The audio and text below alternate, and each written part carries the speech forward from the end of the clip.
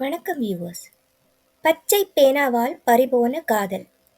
காதலர்கள் தங்களுக்குள்ளே பரிமாறிக்கொள்ளும் சில பரிசுப் பொருட்களாலேயே அவர்களுடைய காதலுக்கே அவர்கள் தாமே எதிரிகளாக மாறிவிடலாம் என்றால் நம்புவீர்களா?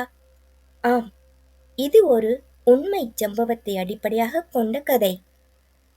அவர்கள் இருவரும் தமிழ் பாரம்பரிய குடும்பத்தில் பிறந்தவர்கள்.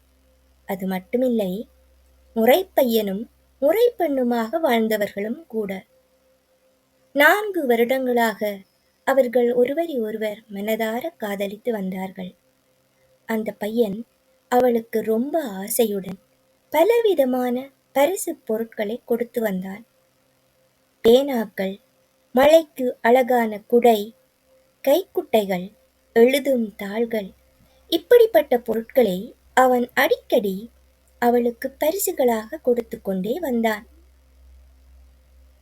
இவர்களின் முன்னோர்கள் பலவிதமான தமிழ் பாரம்பரிய நம்பிக்கைகளை வைத்திருந்தவர்கள். அந்த நம்பிக்கைகள் பற்றி இந்த இரு காதலர்களுக்கும் நன்றாகவே தெரிந்துதான் இருந்தது. அதுக்கு மேல் அவர்கள் சைவ சமய அந்தணர் பரம்பரையைச் சேர்ந்த குடும்பங்களாகவும் இருந்தார்கள்.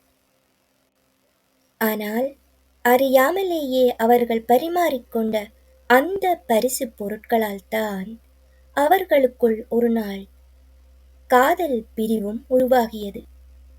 அது அந்த நேரத்தில் இருவருக்கும் பெரிய மனவேதனையாக இருந்தது. ஆனால் காலம் சென்றபோது ஆண்டவன் அவர்கள் இருவருக்குமே தனித்தனியான இல்வாழ்க்கையை அமைத்து அருளினார்.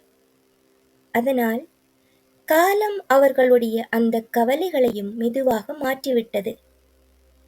இது அந்த காதலர்களின் முன்ஜென்ம புண்ணியமா, விதியா என்று யாருக்குமே தெரிந்திருக்கவில்லை. ஆனால் இன்றைய இளம் தலைமுறையினருக்கு ஒரு விஷயம் மட்டும் சொல்ல வேண்டும். எமது பாரம்பரிய நம்பிக்கைகள் எல்லாம் வெறும் மூட நம்பிக்கைகள் என்று சொல்லி தள்ளிவிடக்கூடியவை அல்ல. அவற்றின் பின்னாலே ஏதோ ஒரு காரணமும் இருக்கும்.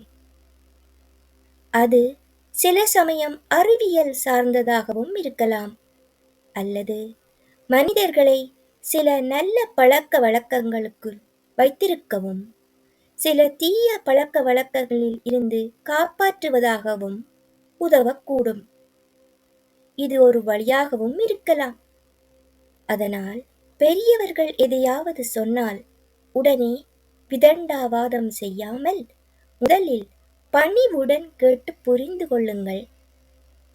அதன் பின்னர் பெரியவர்கள் கூறியதை ஆராய்ந்து பார்த்து உங்கள் அறிவால் தெளிவான முடிவுக்கு வாருங்கள்.